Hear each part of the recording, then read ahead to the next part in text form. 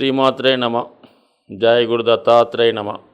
ఈ వీడియోలో మనం జూలై 1వ తారీఖు నుంచి 31వ తారీఖు మధ్యలో జరగబోయే మాస ఫలాలు తులారాశి వారికి ఏ విధంగా ఉండబోతున్నాయి అన్న విషయాన్ని మనం ఈ వీడియోలో పరిశీలిద్దాం. మరి తులారాశి వారికి శుక్రుడు అధిపతి. అటువంటి శుక్రుడు భాగ్యస్థానంలో సంచరిస్తూ లాభాధిపతితో కలిసి ఉన్నాడు. ఒక విధంగా జాతకుడికి ప్రభుత్వ సంబంధించినటువంటి విషయాల్లో అనుకూలత ఏర్పడే అవకాశం ఉంది. అలాగే ప్రభుత్వ వర్గాలలో మరి ఏదైనా ఒక పదవి, ఏదైనా ఒక అవకాశం జాతకుడికి వచ్చే అవకాశం ఉన్నది. ఇది ముఖ్యంగా ప్రభుత్వ ఉద్యోగంలో ఉన్న వాళ్ళకి, రాజకీయ రంగం లేదా సేవా రంగంలో ఉన్న వాళ్ళకి మంచి గుర్తింపు, విశేషమైనటువంటి ఆదరణ లభించే అవకాశం ఉంది. అలాగే విద్యార్థులకి కంపల్సరిగా ఒక ఉన్నత విద్య అవకాశం వస్తుంది. అలాగే ఆర్థిక పరంగా వాళ్ళ యొక్క ఉన్నత విద్య కొరకు లేదా విదేశ విద్య కొరకు ప్రభుత్వ సహకారం కానీ, బ్యాంకు సహకారం కానీ లభించే అవకాశం చాలా ఎక్కువగా ఉంది. కాబట్టి చాలా జాగ్రత్తగా మరి ఆ ప్రయత్నాలు చేస్తే ఇంచుమించుగా మనకి ఈ జూలై 15 లోపులోనే మీ యొక్క అవసరానికి తగినటువంటి ధనం వచ్చే అవకాశం ఉంది. అది వ్యాపార రంగంలో ఉన్న వాళ్ళకు కూడా వర్తిస్తుంది.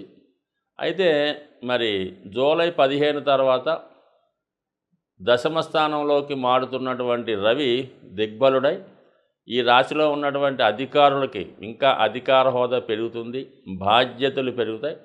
అలాగే స్వతంత్ర వృత్తిలో ఉన్న వాళ్ళకి, ఎవరైతే టీవీ, సినిమా, ఫిల్మ్ రంగంలో ఉన్న వాళ్ళకి, మీడియా రంగం, బ్యాంకింగ్ రంగం, సాఫ్ట్వేర్ రంగంలో ఉన్న వాళ్ళకి ఎక్కువగా అభివృద్ధికరంగా ఉంటుంది. అలాగే మీరు చేస్తున్నటువంటి వృత్తితో పాటు అదనపు ఆదాయం కొరకు చేసే ప్రయత్నాలు కూడా విశేషంగా రాణించగలుగుతాయి. ముఖ్యంగా మరి ఒక అద్భుతమైనటువంటి యోగం, బుధాదిత్య యోగం ఏర్పడడం వల్ల కూడా జాతకుడికి జూలై 15 తర్వాత వృత్తిలో చాలా అనుకూలమైనటువంటి పరిస్థితులు రావడం జరుగుతూ ఉంటుంది. మరీ ముఖ్యంగా పంచమ స్థానంలో శని భగవానుడు వక్రించి ఉండడం వల్ల, అంటే మనకి ఈ నెల ప్రారంభం నుంచే కూడా పంచమ స్థానంలో శని వక్రిస్తుండడం, ఆ కారణం వల్ల వృత్తిలో అనుకోకుండా ప్రస్తుతం చేస్తున్నటువంటి వృత్తి అనూహ్యంగా మార్పు రావడం, ఆ వృత్తిని విడిచిపెట్టి వేరే వృత్తిలోకి, వేరే ప్రాజెక్టులోకి మారేలాంటివి అవకాశాలు రావడం జరుగుతూ ఉంటుంది. అంటే గతంలో జాతకుడు ఏవైతే ప్రయత్నం చేసి ఉన్నాడో అది వృత్తి సంబంధించిన విషయాలు అవ్వచ్చు, స్వతంత్రంగా ఏదైనా ప్రాజెక్ట్ స్టార్ట్ చేద్దాం అనుకునొచ్చు, ఏదైనా సినిమా రంగంలో ఉన్న వాళ్ళకైతే ఒక సినిమా సంబంధించింది, రియల్ ఎస్టేట్ రంగంలో ఉన్న వాళ్ళకైతే ఒక విధమైనటువంటి ప్రాజెక్ట్ లాంటివి గతంలో ప్రయత్నం చేసి ఉంటే తిరిగి మళ్ళా ఈ సమయంలో ప్రయత్నం చేయడం వల్ల మీకు తిరిగి ఆ అవకాశాలు వచ్చే అవకాశం ఉంది. ముఖ్యంగా షేర్ మార్కెట్టు, స్పెక్యులేషన్ రంగంలో ఉన్న వాళ్ళకి గతంలో మీరు పెట్టినటువంటి ఇన్వెస్ట్మెంట్ గురించి ఒకసారి ఆలోచించవలసి వస్తుంది. అలాగే కొత్తగా మీరు ఏదైనా ఇన్వెస్ట్మెంట్ చేయాలనుకున్నా కూడా ముఖ్యంగా షేర్ మార్కెట్టు, ఈజీ మనీ సంబంధించిన విషయాల్లో చాలా జాగ్రత్తగా నిర్ణయాలు తీసుకోవడం అన్నది ఇంపార్టెంట్గా గమనించవలసింది. సాధారణంగా ఈ సమయంలో మీ యొక్క ఊహలు, అంచనాలు తారుమారయ్యే అవకాశం ఉంటుంది. కాబట్టి సాధ్యమైనంత వరకు వీళ్ళు జాగ్రత్తగా ఉండాలి. అయితే తులారాశి వారికి ఏంటంటే ఎప్పుడు కూడా చేసిన పొరపాటు ఒకసారి చేశారనుకుంది, అయితే షేర్ మార్కెట్లో డబ్బు పోగొట్టుకున్నారు, లేదంటే జోదంలో డబ్బు పోగొట్టుకున్నారు, లేదంటే పందెంలోనో సినిమాలోనో పోగొట్టుకున్నారు, మళ్ళీ అదే రిపీట్ చేస్తుంటారు అనమాట. మళ్ళీ నెక్స్ట్ టైం రాబోతులకి మళ్ళీ సేమ్ అదే షేర్లో ఇన్వెస్ట్ చేస్తుంటారు, అదే రంగంలో పెడుతుంటారు, మళ్ళీ పోగొట్టుకుంటుంటారు అనమాట. ఒక ఎన్నిసార్లు చేసినా అదే పందాలో ఉంటారు తప్ప తొందరగా మారే ప్రయత్నం అయితే చేయరు. అంటే వీళ్ళ ఉద్దేశం ఏంటంటే మనం ఎందులోనే పోగొట్టుకున్నామో అందులోనే సాధిద్దామనే ఆలోచనలో ఉంటారు.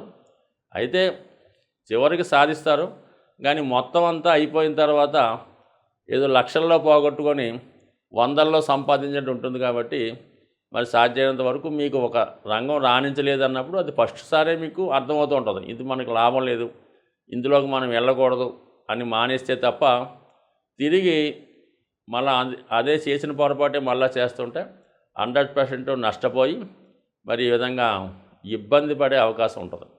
సాధారణంగా ఇది వాయుతత్వ రాశి అవ్వడం వల్ల అంటే వీళ్ళకి ఎవరైనా పొగిడినా, ఎవరైనా ప్రోత్సహించినా నీ అంత గొప్పవాడు లేడంటే 100% అందులో ఇన్వెస్ట్ చేస్తూ ఉంటారు, వాళ్ళకి ఖర్చు పెడుతూ ఉంటారు. మరీ ముఖ్యంగా ఎవరికన్నా సహాయం చేసే విషయంలో, అప్పులు ఇచ్చే విషయంలో మొహమాటం తగ్గించుకోకపోతే, సో మీ దగ్గర ఎలా ఉంటుందంటే, మీ దగ్గర డబ్బులు ఉన్నా లేకపోయినా మీ దగ్గర ఏదో ధనం ఉందని అనుకుంటూ ఉంటారు. సమయానికి మీ మిత్రులో, బంధువులో ధనం అడిగినప్పుడు ఇచ్చారా, సరే ఆ ధనం ఎటు తిరిగి రాదు.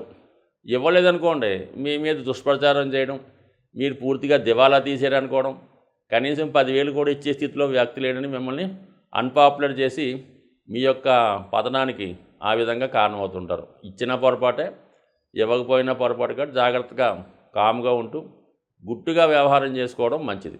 మరి ప్రస్తుతం సప్తమ స్థానంలో కుజగ్రహ సంచారం మీకు జీవిత భాగస్వామితో కానీ, వ్యాపార పార్ట్నర్స్తో కానీ అనూహ్యంగా ఇబ్బందులు రావడం, పరస్పరంగా మరి పాతగా చేసుకున్నటువంటి అగ్రిమెంట్లు కానీ, ఒప్పందాలు కానీ రద్దు చేసుకునే స్థితి 100% ఉండే అవకాశం ఉంది. మరి జూలై 12వ తారీఖు తర్వాత కుజుడు అష్టమ స్థానంలోకి రావడం వల్ల అక్కడ ఉన్నటువంటి తృతీయాధిపతి అయినటువంటి గురువుతో కలడం, ఈ రెండు కూడా, ఈ తృతీయం అన్నది ఏంటో ఒక విధంగా మారక స్థానం అవుతుంది, అష్టమం కూడా అటువంటిదే. అటువంటి స్థానంలో కుజగురులు రావడం వల్ల ఇబ్బందికరంగా ప్రమాదాలు అయితే జరగవు కానీ అవమానకరమైన పరిస్థితులు ఏర్పడే అవకాశం ఉంటుంది. అంటే ఏదైనా సరే అవమానం అన్నదే ఎక్కువ భయంకరమైనది, ప్రమాదకరమైనది. ఎవరైతే గౌరవప్రదంగా ఉంటారనుకుంటారో వారికి ఇటువంటి అవమానాలు, అనుకోకుండా ప్రెస్టేజ్ ఇబ్బంది పడడం, ఈ విధమైనటువంటి సంఘటనలు జరిగే అవకాశం ఉంది. కాబట్టి సాధ్యమైనంత వరకు ఆవేశపడకుండా సామరస్య ద్వారంలోనే వెళ్ళడం అన్నది మంచిది తప్ప ఏమాత్రం తొందరపడినా చివరికి ఇబ్బంది కలిగే అవకాశం ఉంటుంది. కాబట్టి జాగ్రత్తగా వహించండి. ఏదైనా డాక్యుమెంట్ విషయంలో కానీ, ఆర్థిక సంబంధించిన విషయాల్లో కానీ, ఏదైనా చెక్కు సంబంధించిన విషయాల్లో ఇబ్బందులు వచ్చే అవకాశం ఉంది. కాబట్టి వాటి విషయంలో జాగ్రత్తగా ఉండడం మంచిది. సో ఏదైనా 6లో ఉన్నటువంటి రాహు అంతిమ విజయం మీకే రావడం జరుగుతుంది. ఈలోగా మన పరువు కాస్త పోయి తర్వాత ఎప్పుడో పర్లేదు సారీ అన్నట్టుగా ఉండే అవకాశం ఉంది. కాబట్టి సాధ్యమైనంత వరకు జాగ్రత్తగా వ్యవహరించండి. మోసగాళ్ళని, మిత్రుల్ని, అంటే ఉండొచ్చు మీ దగ్గర, అందరూ ఉంటారు, భజన పరులు ఉంటారు, ఉపకారం చేసే వాళ్ళు ఉంటారు, సమయం చూసి వెన్నుపోటు పొడిసే వాళ్ళు ఉంటారు. కాబట్టి ఈ నెలలో మీరు జాగ్రత్తగా వ్యవహరించండి. జాతకాలను నమ్ముతూ గోచారాన్ని ఫాలో అవుతున్న వాళ్ళకి ఈ జూలై నెల ప్రారంభం నుంచే శనిగ్రహం వక్రించడం జరుగుతూ ఉంటుంది. మేజర్ గ్రహాలైనటువంటి శని, గురువు ఎక్కువగా సంవత్సరానికి వక్రించడం జరుగుతూ ఉంటుంది. అది ఒక 4 నెలల నుంచి 5 నెలలు అటు ఇటుగా జరుగుతూ ఉంటుంది. అయితే శని ప్రస్తుతం వక్ర గమనంలోకి మారడం జరిగింది 30వ తారీఖు జూన్ నుంచి. అయితే సాధారణంగా అనుకుంటుంటారు శని ప్రభావం కొన్ని రాశులకే ఉంటుంది, కొన్ని రాశులకి ఉండదు అని అనుకోవడానికి ఏమీ లేదు. అంటే 3, 6, 11లో ఉన్నప్పుడు కొంతమందికి అన్నీ బాగుంటాయి, కానీ అన్ని రాశుల మీద శనిగ్రహ ప్రభావం ఖచ్చితంగా రావడం జరుగుతూ ఉంటుంది. సో ఆ కారణం వల్ల ఏంటంటే ప్రతి ఒక్కరు కూడా శని యొక్క అనుగ్రహానికి కావలసి ఉంటుంది. అప్పుడు ఏమవుతుందంటే మీకు ఆటోమేటిక్గా శని ఎప్పుడైతే మీకు ఫేవర్గా మారాడో, అది కర్మ సంబంధించింది కాబట్టి ఉద్యోగ సంబంధించిన విషయాలు, ఆరోగ్యానికి సంబంధించిన ఏ సమస్త విషయాల్లో కూడా శని కారకత్వం వహిస్తుంటాడు. కాబట్టి ప్రతి ఒక్కరూ కూడా, అంటే శని గతంలో కన్నా వక్రించున్నప్పుడు ఎక్కువ బలవంతుడై ఉంటాడు. అది మంచి కానీ చెడు కానీ చాలా విపరీతంగా ఇవ్వడం జరుగుతూ ఉంటుంది. సో దెబ్బ కొడితే కోలుకోలేని దెబ్బ కొడుతుంటాడు. ఐశ్వర్యాన్ని ఇస్తే లెక్క పెట్టలేనంత ఐశ్వర్యాన్ని ఇస్తూ ఉంటాడు. ఆ కారణం వల్ల ఏంటంటే అందరూ కూడా మరి శని యొక్క అనుగ్రహం కోసం ఈ రాబోయే 120 రోజులు కూడా ముఖ్యంగా ఒకటి క్రమశిక్షణతో మెలగడం, సూర్యోదయానికి ముందే మేల్కోవడం, మీకు తోచిన విధంగా వృద్ధులకి, బలహీనులకి సేవ చేయడం కానీ, వాళ్ళకి ఏదో సహకరించడం కానీ చేయడం వల్ల శని అనుకూలిస్తాడు.